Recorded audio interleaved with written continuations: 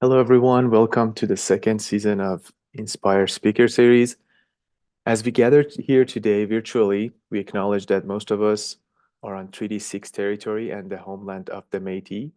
We pay our respect to the First Nations and Métis ancestors of this place and reaffirm our relationship with one another. I'd like to say hi again from the organizing committee of Inspire Speaker Series, Lenore, Linda, and I. These seminar series are run on alternating Wednesdays from 1:30 to 2:30 on Zoom. Please feel free to suggest speakers, internal or external, with topics that involve synchrotron-related innovations, applications, research activities, or professional development. Speakers will have options of presenting for 20 or 50 minutes, followed by a 10-minute Q&A session. For attendees, please keep your videos and mic off during the presentation to reduce bandwidth. And if you have any tech issues, please feel free to message Linda, Lenore, or me. And please feel free to ask your questions in the chat and during the Q&A session.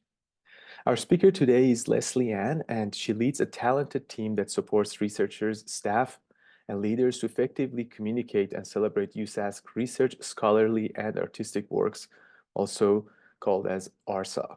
Prior to that, she was the editor of USask alumni magazine, Green and White, and worked at Sask Power as a communication consultant. A former journalist and always a sucker for a good story, Leslie Ann loves being able to share USask's groundbreaking research stories with the world. Now I would like to ask Leslie Ann to share screen and start the presentation. Thank you. Wonderful. Great. Okay, thanks again for that wonderful introduction, Ardalan. And I'm just so honored to be here today to talk to this wonderful group. When Ingrid and Lenore came to chat with me about the opportunity, I jumped on it because this is a great group. And I've been reading a little bit about you all this morning and the wonderful work that's going on with Inspire. So thank you so much. Arlen, you had already given the land acknowledgement, so thank you. I'll skip that slide, but appreciate you being able to mention the treaty and homeland that we're on today. So I just wanted to give a brief overview of what we're getting ourselves into here. My job is just to tell the research story of the university, and it's a fun job, but I always like to make sure that researchers understand the role in that as well. So I'm really honored and excited to be here to talk to you a little bit more about the importance of that. We'll talk about why science needs stories, using plain language, and a little bit on social media. Social media sometimes can, be a presentation on its own, but I always like to add it to the end of presentations if we have time, because I think we'd be remiss if we didn't talk social media in this day and age. So that's just kind of what we're going to be looking at. It's fun on Zoom because I don't see faces or see feedback, but if you have any questions, feel free to just, unmute yourself and yell at me, and happy to have a conversation throughout, as well as the Q&A at the end. So again, Arlen did a great job at this. Don't have to really talk too much about it, but I've been on campus for almost a decade now, telling the story of USask in some form or capacity. Been at the research office now for about a year, almost a year and a half going on to, and it's been such a joy. It's so much fun. My days are so different. Some days I'm talking about CLS research. Sometimes I'm talking about, veterans and service dog research. Like it just changes daily. It's so wonderful. It keeps me on my toes, and I really love doing this kind of stuff. So diving into the idea of science needing stories and how we can all be creative in our endeavors.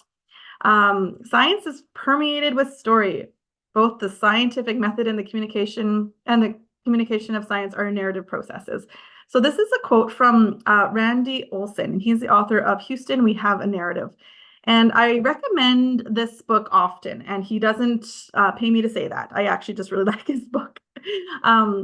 He's a former scientist himself, and he realized after working in his career for so long that, research is steeped in all these amazing stories, and there's so many great stories to tell, yet, researchers aren't always the best at doing that. So he actually moved to Hollywood and helped Hollywood screenwriters develop their science-based scripts and that kind of thing. So he has a phenomenal story to tell. If you ever have the chance, check out his book. talks a lot about the idea of turning that complex into simple and digestible. But he also notes that that's not easy. It's really hard. Navigating that translation is a process, and there's work behind it. So always mentioning and noting throughout my presentation that this work isn't easy. It's not easy to talk in plain language after you're, so in tune with, writing in an academic way. So that's why we're here to help you. And that's why we have presentations like this to kind of get you started on that approach.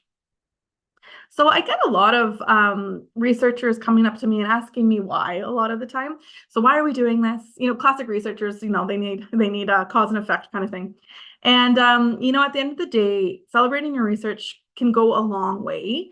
I make some points here, but it's really reputational based, and sometimes it's hard to really pinpoint what makes a good story or why you want to celebrate your research, because it's not always black and white. Sometimes it lives in the gray, but there's a lot of different outcomes you can get from that. And so that's things like building your profile, communicating with funders, garnering further support for your work, getting people to buy in, and informing and connecting.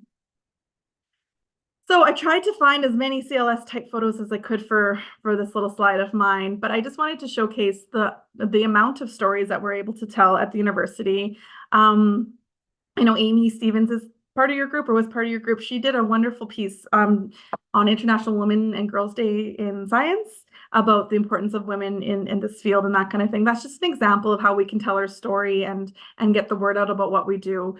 And it goes a long way. So, just a small plug for my team over in the Research Profile and Impact office. If you ever feel like you do have a great story, which you all do, please make sure to give us a call and we can work with you on how to tell that story. So I like to kind of pull in examples when I talk to researchers about how to do it right. And I always like to bring up Marcus Brinkman. He is the center director for the Toxicology Center, amongst many other talents. And I just love this picture of him on the left. He's, there with his water research and his research partner, and his smile just encompasses, like, he's so happy to be there. And I actually just worked with Marcus recently at our 2024 TEDx event in January. And he did a phenomenal job at really distilling his research into a way that we could all understand it. What Marcus did the research about the wastewater management through COVID. So how we used our wastewater research to see how much COVID was in our water. And that really exploded. Like, that was really big within the province of Saskatchewan. I think Marcus says he was interviewed about 300 times in the local media because that impact was so big. So he really started to understand and learn a lot about telling the research story and the importance of it. And then at his TEDx talk, he really honed in on that message of why it's important and the impact and the story around wastewater research. And it's really interesting. So if you do have the time, feel free to go check out his talk on our website. And he has his talk up there along with all the other researchers' talks that were presented in January. And they're all really good examples of ways that we can tell our story. So along with your TED, if you don't feel like putting on a TED Talk, there's lots of other ways that you can share your stories. And again, I put together this list. This is not the end all be all, but this is just a snippet of what my office can provide to researchers and things that you can maybe start to kind of tap into as you build your research story. So you have your classic things like your press releases, feature stories, op-eds or opinion editorials that you actually write and then you send to traditional media like the Star Phoenix or Globe and Mail. We're playing a lot more with video these days, which is great. The CLS communications team is doing such a phenomenal job with videos. A quick plug to them because they really are able to take fun CLS research and make these little quick videos on their social media channels. So check those out. I think that's a really cool way of using video. We'd love to pitch to the media as well. So if you don't feel like writing a huge long press release, or if we can't do that, then we love to pitch you to the media. So if there's something happening within the landscape, we can actually just call our media contacts and say, hey, this researcher might be good to talk to you on your show. We have experts lists at the university. So it's a website where it houses a lot of our researchers. So if a journalist is actually looking for a specific type of researcher for a specific story, you can put your name on that list and they can contact you. And then we have our social media. Special interest publications are great, especially for like CLS type of research where you're kind of specific audience. There's probably a more defined specific audience for that kind of stuff. I shouldn't say CLS research, synchrotron science research probably is the more correct term. There's presentations, podcasts, Conversation Canada, award applications. The list goes on and on. And this isn't exhaustive. There's always ways to share your stories that probably aren't on here, and we're happy to always help you do that. I encourage everybody to be as creative as you can. I also really like to use this example of Dr. Stephen Ryan. He is also a TEDx USask alum, and he does a really good job at this. He's our quantum signature area lead amongst a lot of other titles, and he is able to share the ideas of quantum and qubits and all these really intense technical terms and really kind of filter it down for someone like me who doesn't understand that kind of stuff.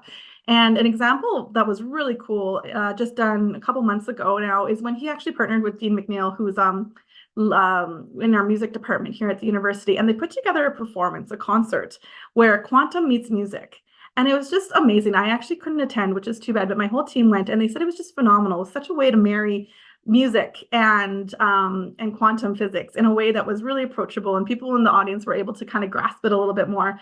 So that is just phenomenal. Again, like I said, that list isn't exhaustive. I would have never thought of something like this, but Steve and Dean did such a phenomenal job of creating that format, whether it was a narrative format or through music or whatever it is, so that a non-expert audience can really understand what you're talking about. And I think throughout this all, the biggest takeaway I want researchers to understand is the focus on impact. So, when you talk to the layperson, when you talk to the non-expert, a lot of the time I feel sometimes researchers get stuck in the why, like why we're doing this, or sorry, the how. Like, how are we doing this? What's the technical terms, and what's this and that and the other thing? But the why is the thing that you should leave people with. So why should I care about this? Why are you doing this research? Why is this getting funding? Why is this going to change the world? So try to answer those questions if you can through your storytelling and through your research story, because that'll help you at the end of the day kind of just, succinct your research to that one line, if you will. And I think a really good example of that that I talk about a lot in my presentations is these two. They are I found them through our Opus incubator at the university. Opus is our gosh, I don't know what the technical term is. I say incubator. I find that such tech language, though. It's basically a tech transfer program where researchers can go with their ideas and their innovation, and then a team of talented people within the OVPR will help them move their product into industry. And it's a great program. I encourage you all to take a look at it too if you ever have ideas to explore. But these two are fascinating in that one of my colleagues actually just went to a panel to hear a little bit more about the Opus projects that were going to be pitched that year. And she came back and she said, oh, these guys, they had such an interesting idea. They're talking about biodegradable glitter. And we were like, oh, biodegradable glitter. That was like one line. And I was like, man, that's revolutionary, because it was during Christmas and we were all getting our trees out, getting our glitter out, and it was just stuck everywhere. And who doesn't hate glitter? Like, it's just, it's in your house. I have small kids. It always seems to be around.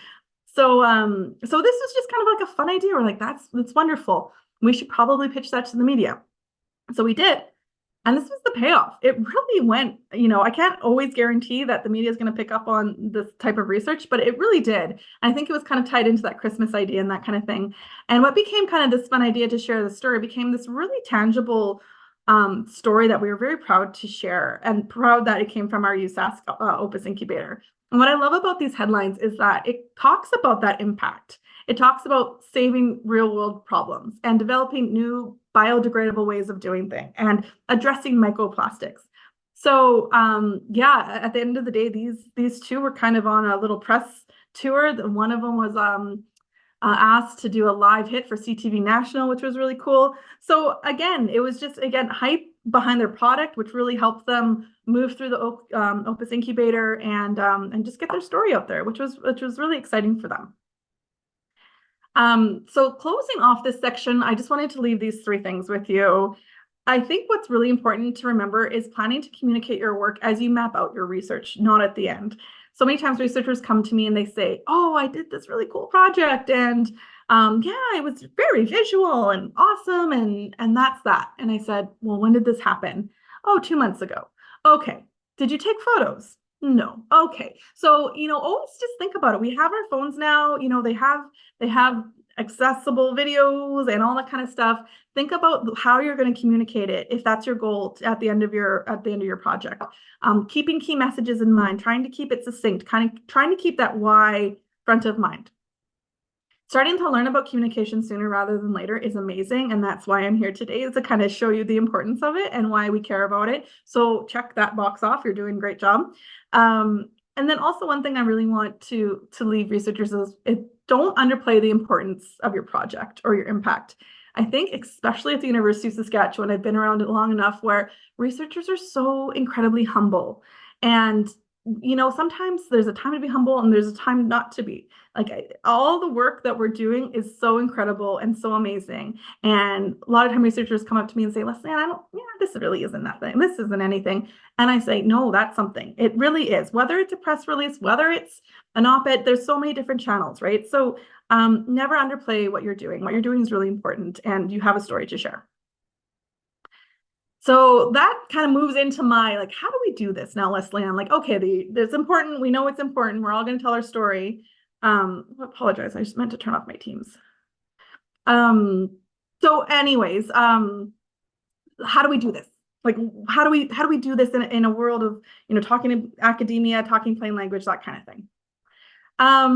So non-experts and non-academics get most of their science information from mass media, which uses plain language to tell our stories.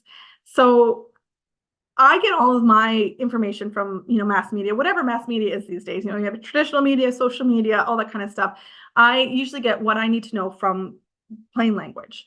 And a recent study showed that medical articles that were actually reported in the New York Times received 73% more citations than those that didn't, and that those were excuse me, published in the England Journal of Medicine. So there is proof that shows that, if you do get within that mainstream media, there's going to be pickup and there's going to be interest, and there's a lot of value and importance to that. So I wanted to bring this specific example to this group because obviously I think it hits quite a bit, and I'm not too sure if Marnez is actually on the call or not, because I saw her in the group. So thank you for being here and for letting me use this as an example. But I like to showcase the examples of academic writing versus plain language. So as we can see here, this is very academic in its tone and the way it's written, in the title, and this is the actual abstract from the paper. And that's phenomenal. It's exactly what it's supposed to be doing. It fits the mold. It got published. This is like a phenomenal piece of work. So what happened with me is how I found out about this story is that the CLS comms team sent it over to me and said, oh, we would love to do a story about this. And of course, I kind of take it, and me being the layperson, I had to read it a couple times to really understand what it is. And I said, okay, yeah, I think this is definitely worth pursuing. So we were lucky enough that they put out a media release.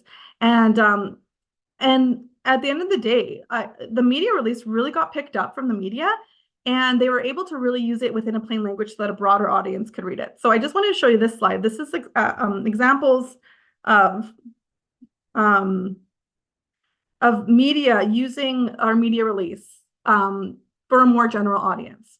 So taking that abstract and talking to the researchers and putting together a media release, we were able to garner enough information and attention to put together for journalists to put together some really cool projects and pieces. So a general audience, I'm just going to read one out to you so you can kind of see how it flows off my tongue. University of Saskatchewan researchers are pioneering a breakthrough in nuclear waste storage with the development of a new glass ceramic composite. This offers the potential for safer and more efficient storage solutions for nuclear waste. So that was just the lead of the story. And then it goes into more, and this was in Tech Times. Right away, I'm hooked. Right away, when you see words like pioneering and breakthrough and safer and efficient, and anything nuclear waste right now is just so interesting because we're on this precipice of an energy renaissance. Like, where are we going to go to next, right? So that gets my attention as a layperson right away. And then the second one I pulled was a team of researchers from the University of Saskatchewan has discovered that an innovative glass ceramic composite could show promise for the safe long-term storage of nuclear waste. So again, those words, innovative, promising, like I think that was just, they did such a good job at using plain language. So you can kind of see the contrast where we have academic writing. Academic writing has a place, absolutely. But for the general audience, it is vastly different. So trying to kind of understand the two and understanding the need of the two is half the battle. Impact, impact, impact. So we're talking about plain language and how we're going to do it. I always just go back to that impact piece. And my team's name is Research Profile and Impact for a reason, because that's our job. We want to show the impact of what's going on at the university. So a couple tricks on how to do this. I always encourage people to start with the big picture and then bring people along. So if you start kind of at the end, it's like, and then we figured this out. And then you got people hooked, right? And then you kind of bring people along with the story. So try to be as, narrative as you can in that flow. And this is something I've been touching base on this whole time, the why and less on the how. So more on the why I'm doing this and less on the how it's being done. Again, time and place for how, absolutely. There's conferences and that, which you can touch base on the how. But when we're talking about just a general public, when we're talking about maybe talking to the media, the why is what's going to stick. Asking yourself what you want them to walk away with. So what's your goal? Like, what are you trying to communicate? Are you talking to a donor? Maybe you're talking to a donor and you want them to fund a research project. Well, landing somewhere within that, commonality and understanding, like that's probably where you want to be at. If you're talking to, a journalist, or if you're talking to someone in your family, sometimes it's different. You have to kind of cater it. But, asking yourself that is just like, at the end of the day, they're going to leave this conversation. What do I want them to think? Commonality equals understanding, tapping into that honest, contagious emotion. While talking about your research, sometimes it's vulnerable. I know that. I'm the same way. I kind of put up a guard and I don't really like to talk about, myself. But being human goes a long way, right? So just trying to connect with people at their level, again, with the humbleness. A lot of time people see or hear research and they think it's obscure and they think it's, too much for them to understand and it's complex. And so bring people along with you on that ride and show them that it doesn't have to be complex. It's a great story. Try to pull that story out and take them along with you. And this is actually a line that I take from my TEDx coaching teaching, that if you're at a dinner party telling the one story of the night, that will make the whole table pause. Like, isn't that the goal, right? So if you're so fascinating that your story just kind of like sends that little lull over the table. That's kind of the idea of what you want to leave when you're talking about your story and your research. Kind of bleeding into that knowing your goals idea is being concise. So talking without jargon is hard. I know, I'm not a researcher by any stretch, but I even find myself not, when I talk to people outside of the university, I use acronyms like that. Like I'm like, oh, NSERC this and CLS that. Like they don't know what that is, right? So just remembering that and trying to pull back that jargon will go a long way. Being compelling. So impact, impact, impact. Focusing on that rather than the process. Again, I can't say that enough. So I think that's why it's kind of like threaded in here quite a bit. That's really the only thing that I want you guys to be excited about after leaving this presentation.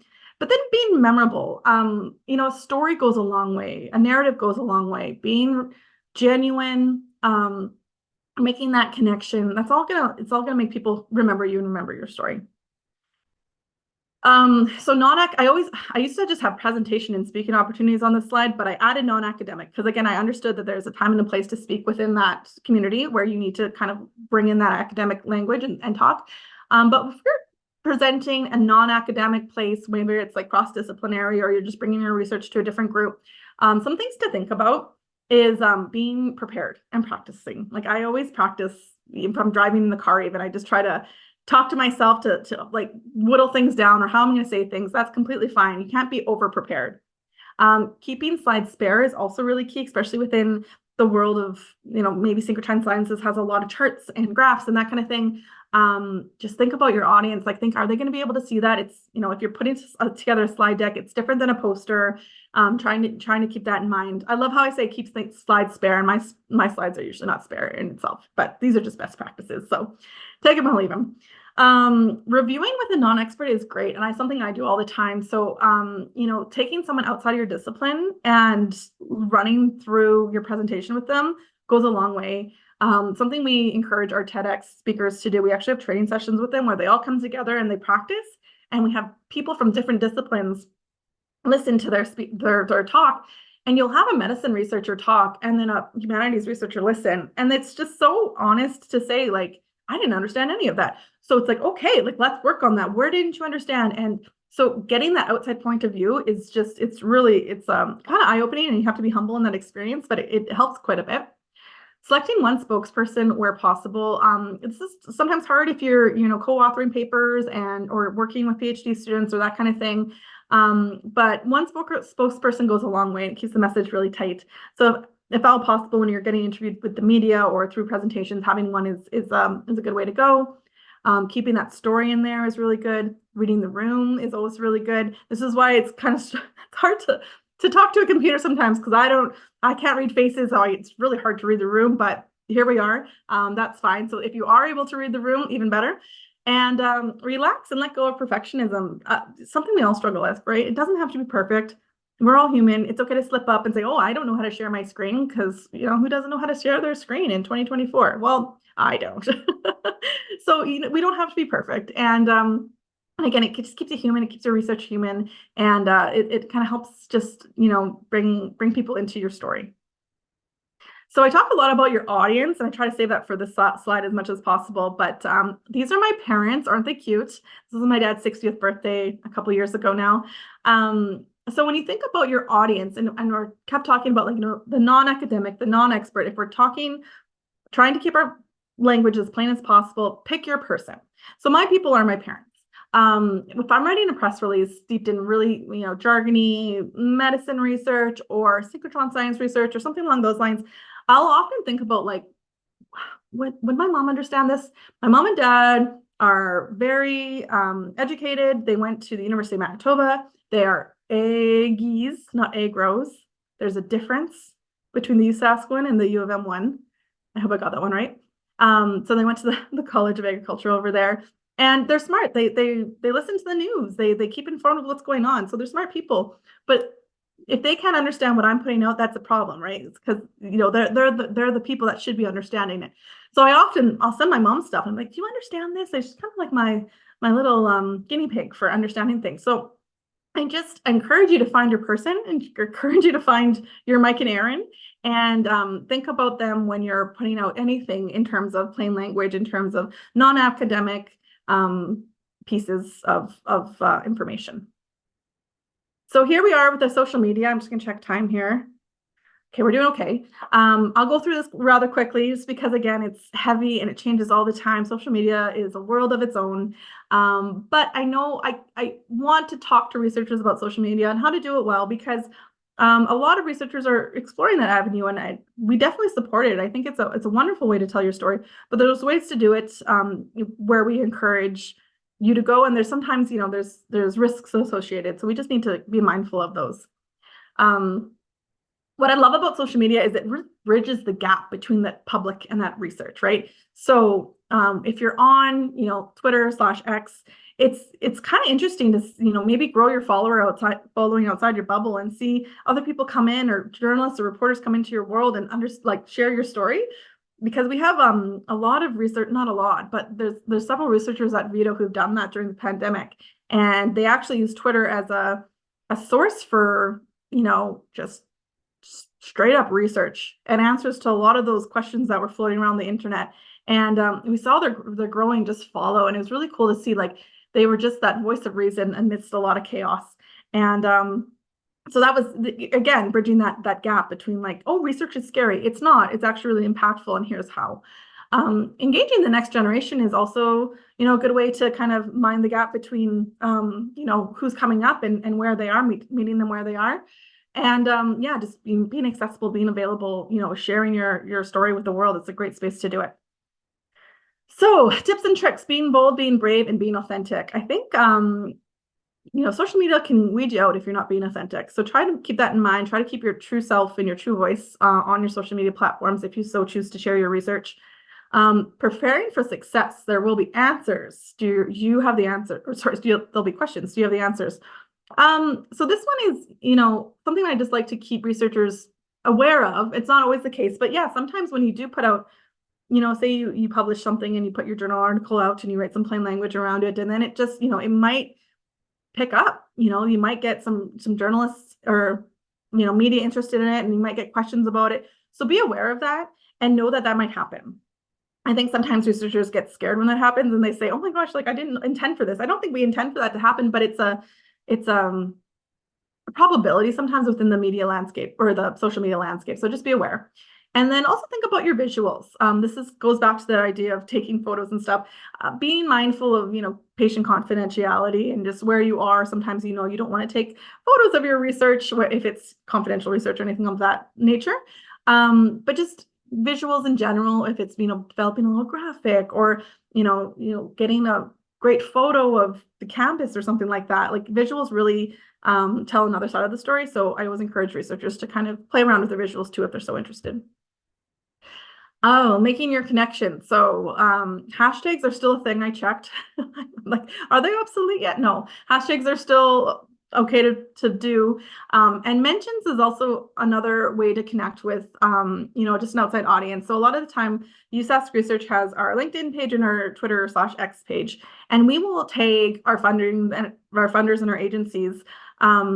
Just to let them know that we're talking about them, letting them know that, hey, we did this really cool on NSERC funding. Can you maybe do a reshare or something like that? It just spreads the knowledge and it spreads the story a little bit wider. So if you're thinking of putting stories out, just be mindful of like who's in the story, if you want to tag someone, that kind of thing. Developing your key messages as part of the research project process again. So if you are mindful of that communications process before, using social media is quite easy afterwards because you can kind of take out those key messages that you were developing throughout the research process and using them within your channels.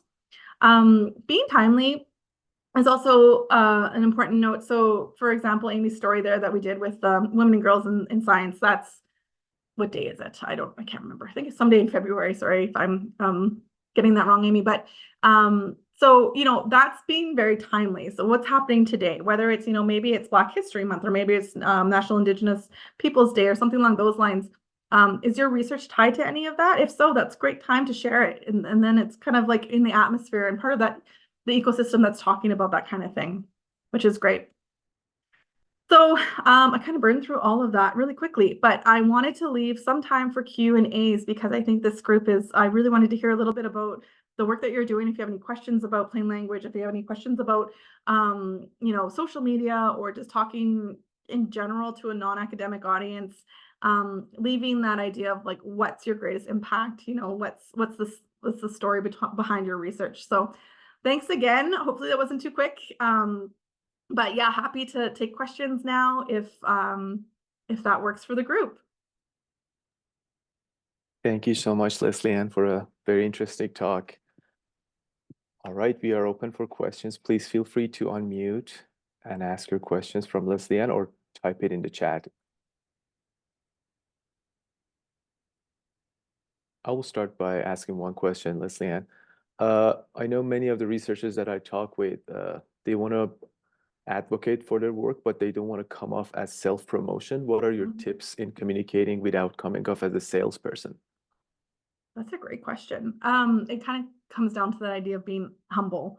I don't think you're being sales pitchy at the end of the day. If you're talking to someone like me, a communication specialist, I'll make that decision, right? So sometimes, if a researcher comes to me and says, I want to do this story, I think this is a story, and it's not, then that's, we can have that conversation. But I don't know. I would argue that I don't think you can ever promote yourself too much.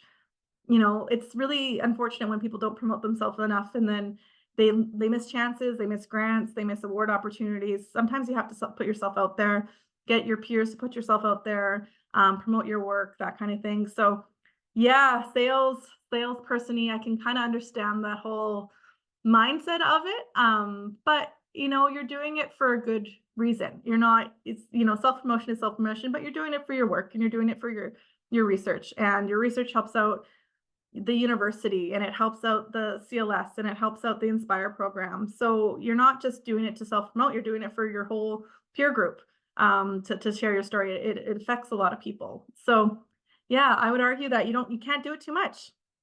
There's no being humble. Well, thank you. Uh, do we have any other questions from the audience? I Do have you, one. please, Lenore. Um, Leslie Ann, you talked about how your group takes these stories and helps develop the message or helps people put it into plain language. How would we bring you or your team into some kind of like workshop or event where we could get some coaching for all of our students to do that kind of, message, building a message around that type of use of plain language. Yeah, so we can build off of what kind of I talked about today in that use of plain language, and my team can help you with that. So the RPI team, the research profile, there I am using acronyms, but yeah, so the RPI is research profile and impact. And we have a team of 2 communicators and myself. And that's our job, is to just communicate the research message, right? So I think at the end of the day, what we do is we, hear the stories and we talk to researchers and we interview them. Similar to how you would be interviewed as a journalist, or from a journalist, I should say. So I mean, we will kind of distill the story for you within that process. And but there's always opportunities to learn more if there's, like I said, like the op-ed writing, and then Conversation Canada is actually a website that you can go to and write your own research story. So yeah, we're always here to help, and we're help to advise. So if you do have, say, a pitch to a Research Canada, or you want to put together an op-ed or something like that, we can definitely help. I'm an editor at heart, so I love taking pieces and working with you and suggesting how to do plain language. But I think it's kind of case by case depending on your research too. It's, research kind of intimate sometimes. To tell the story, you need to know a little bit about what's going on. It's not always one size fits all, but I don't know if I'm answering your question, Lenore. I hope I am. Just give me a call and we can always help you within that context, I guess, is what I'm trying to get at. That's great. Thank you. Yeah. I did have another one. And Oh, shoot. Yeah. um so you talked about social media and being ready for questions and having answers ready. Um, I, I'm always reluctant to use social media because you can sometimes get really negative comments and personal attacks. I know somebody who does social media really well at U of S is Ryan Brook. Mm-hmm. You Yeah. know him, and I think so. Yeah. he did a little April Fool's joke on his social media, and it kind of backfired on him. And Oh, really? just things like that. Like I'm a little reluctant, and I don't know if you have any, like, is there anything at the U of S that if that did happen, is there any resource to help you how to navigate that? Yeah, absolutely. That's a great question, because that's true. That's part of it's part of the risk associated with it, right? It's part of that vulnerability. It's positive in getting your message out there, but there are mean trolls and there's a lot of negativity online that it's not nice and it's not pretty. It's very faceless and bullying and all that kind of good stuff. So thank you for bringing that up, Lenore.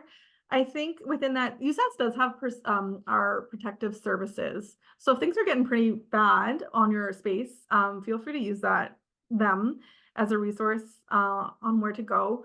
We have a central communications team that leads our USAS channels. So we're always kind of watching our channel specifically to see where the conversation is and if it's going negative.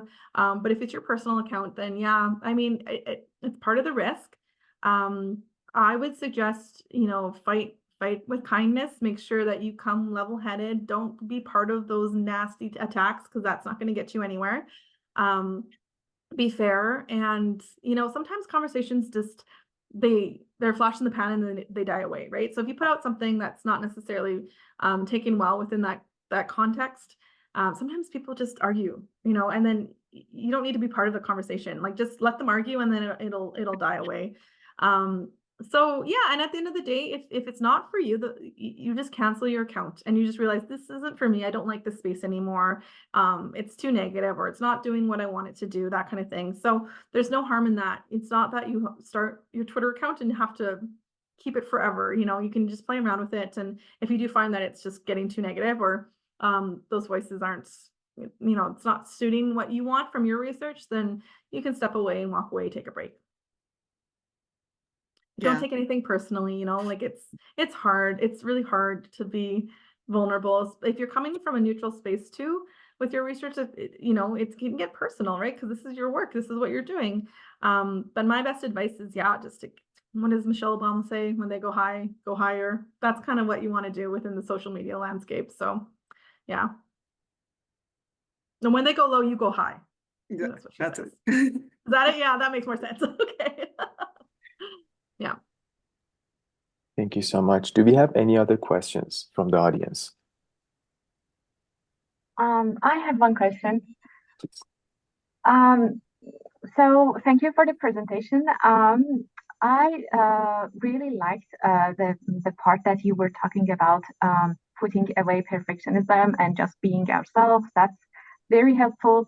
But sometimes, well, as Lenore was asking about when we are trying to answer the questions, sometimes like there are some questions we have to think more about the answer. And for me, in addition to that, I sometimes need to think more to find the best word for my answer.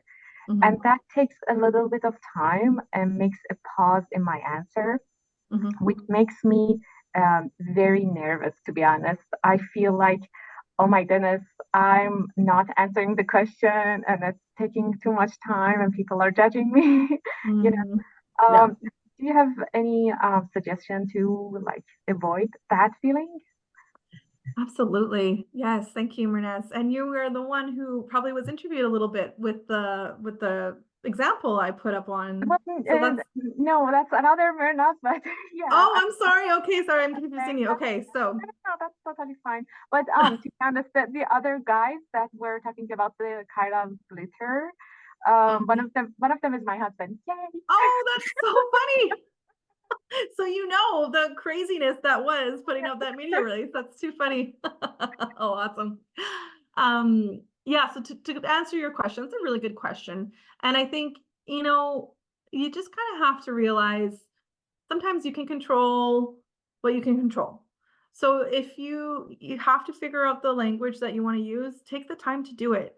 And I think that comes with confidence. Just knowing that you're the best person to talk about this.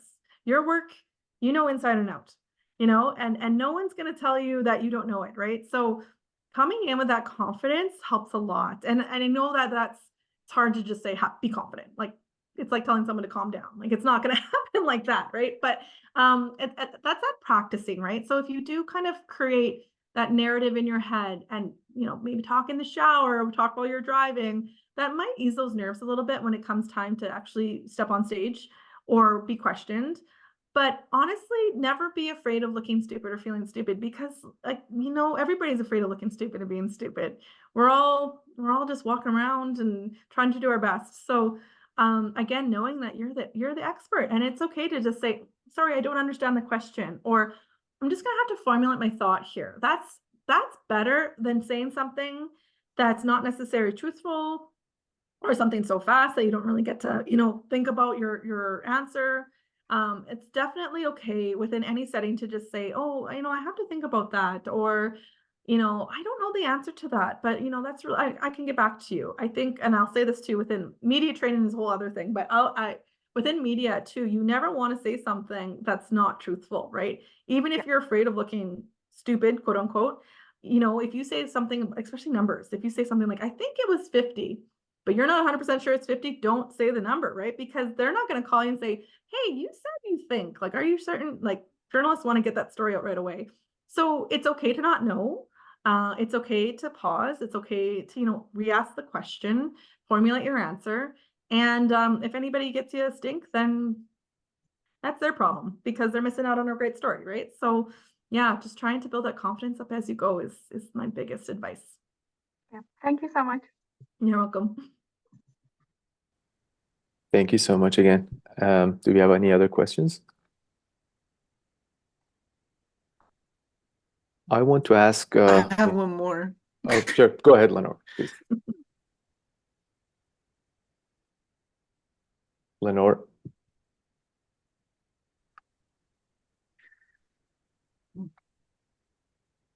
Lenore, can you hear us? Okay, sorry, I lost you guys for a second. Go I ahead. have one more. I'm sorry to dominate the questions, but other social media platforms besides Twitter, as Twitter becomes sort of more problematic, I'm wondering if there's any recommendations for other social media platforms to use. Yeah, that's a great question. I actually get that question quite a bit. And you know, I don't have the right answer. I can kind of just see as a user myself. But if there's, you know, one platform I think that we shouldn't sleep on is LinkedIn within kind of this more performance professional arena. You know, I think social media, I think, you know, it should be about your personality. Like I think that's what it grew in. Like it was just, you know, us sharing pictures of our weekend endeavors. But I think LinkedIn is a great space to share your research story and something that I actually promote quite heavily. I think more people are moving into that space, knowing that Twitter isn't as friendly as it used to be. So there's one. And then, you know, Facebook and LinkedIn, or sorry, Facebook and Instagram, I struggle with too, because they did put a ban on news stories. So we actually aren't able to see news stories from any meta platform in Canada anymore. And I struggle with that myself. So yeah, I think it's just finding the one that works best for you. If you have research that's very image friendly, like Instagram's a great space still to share reels, to be creative, all that kind of stuff. I'm not going to promote TikTok because we actually don't promote or have a TikTok account at the university because of vulnerabilities with that platform. But who knows, right? It's, you know, there's always going to be the next thing. I don't know if anybody remembers Vine. I might be aging myself, but I was a journalist when Vine was really big. It was kind of similar to TikTok and it was like 7-second videos. Probably no one remembers it. But that's just speaks to my point. Like we had all this training on Vine, like we got our media shop got a Vine account and all this kind of stuff. We put so much effort into it. And then like in a year it was obsolete. So that happens, right? You have like your Snapchats and stuff like that. It was kind of weeding around, but yeah, it's hard to know which one to put all your effort and attention into. Play around with it, see what works best for you in your research. I always like to plug LinkedIn. I think it's a more welcoming space to talk about professional stuff. So yeah. Thanks for the talk, Leslie Ann. That was amazing. What about podcasts? Do you have any suggestions on them? Podcasts. Love podcasts. Were they in my list of things? I think they might have been in there, but I blew through them really quickly. Yes, absolutely. What a great way to tell your story. Podcasts are awesome. Whether it's, you know, being a guest in one or creating your own, like I think there's just such a great avenue for podcasts. And my team has been kind of working with the idea of a podcast for a while because I think that's an avenue that definitely, especially with the younger generation, podcasts are like part of and entrenched in our culture now. So yes, like you know, like anything though, before you dive in, I would recommend having a clear plan in place of like what you want the podcast to be and who's going to be your host and your equipment and all that kind of stuff. Like, I don't know if you've ever heard a podcast where you can tell that the tech is garbage, like it's just bad. Like the audio is really tinny and stuff like that. So just be mindful of that. Like if you are thinking of creating your own podcast, you know, might want to invest in some good equipment, learn how to cut audio together, that kind of stuff. But yeah, I love it. And such a good way to share research stories because it's conversational, right? So it's not written. And I listen to so many science podcasts again in this role. It's just trying to figure out why or how. And there's so many good ones that I can suggest that do a really good job at explaining that science. And I think a lot of the time it's the host who's able to kind of pull that out of scientists and that kind of thing. CBC's Quirks for Quarks is a really good example of that. They talk a lot about, you know, heavy hard science and are able to kind of bring the narrative into it. So yes, love that. Love podcasts. Let me know if you ever start one or are on one. I'd love to know about it. That'd be great. Perfect. Thank you. Any other questions, please? Okay, I have one last question. I know some of the researchers here would like to publish their results in journals, and there is an option for cover articles, or but you have to pay for them. I was wondering if the university has any funding or resources to help the researchers publish journal covers, because they are going to cost a lot of money, or if it's even helpful. And my second question is, during your career at USask, what has been your favorite story that you've worked on, especially if it led to a policy change or huge benefit for the local community? Oh, wow. So just to speak to your first question, and to kind of pay homage to what I'm trying to say, I don't know that answer. I don't necessarily work with publications in that sense, but I can find out for you. The OVPR probably has granting or funding that can be put forward to that. So I'll have some of my colleagues reach out to you, and we can see how that works within that space. But in terms of my stories, it's funny because now I'm in a director role. I don't actually like write the stories anymore. But when I was the editor of the Green and White magazine, I wrote a lot of really fun stories. I wrote this one story in particular about an alumnus who, she was Indigenous and she became the youngest judge in Saskatchewan. And that one just sticks out to me. She's such a great story, and her story was so powerful. And I'm not too sure if it led to any policy changes or anything, but just the idea of, we had this beautiful photo shoot with her, and she was wearing her judge robe on campus, and then she changed into some more like a traditional, like she just had this beautiful earrings, and I don't know, just the whole story just always sticks out in my mind as one that I was really proud of. And one that I will talk, again, this is a goofy one, but when I first started, a colleague of mine put out a story about a researcher who was doing research on not Ryan, who's the other Ryan? Ryan Reynolds and Ryan Penn, who was Barbie. Gosling? Ryan Gosling. He had, back in like 2015, he had that meme. It was like, "Hey girl, you're doing good." Again, I'm probably aging myself, but there was this meme of Ryan Gosling going around the internet. So this researcher did a story, or my colleague did a story about this researcher who was like researching this meme, and it imploded. It was like national news. And my colleague was just like beside herself. She never thought that this little meme story was going to get anywhere. So that was kind of funny. And then for the rest of her time here, we always had like the little meme on her desk of like Ryan Gosling being like, "Hey girl." So that one sticks out again, just being like fun and like, approachable and not perfection. Like that was a good one. I've worked with Ingrid Pickering on a couple of her projects that really stand out, because I think the work that she's doing is really fascinating, and just some of the work within that critical mineral sphere right now, it's really interesting, and I learned a lot. It's one of my first projects in this role. I was working with Ingrid on a big project she was working on, and trying to help her tell the story, and that's one that always sticks out. I think it's because it was one of my first, and she's just phenomenal, as this group knows. So it was just something that I always will take with me. And every time I hear critical minerals, I think of that story and where we're going with it, and energy and all that kind of good stuff too. So yeah, I'm going to have to figure out a better question, or a better answer to that question though, for my next presentation, because I'm sure there's way more, but I'm not remembering them. Thank you so much. Yeah. Okay, one last chance for the last question from the audience.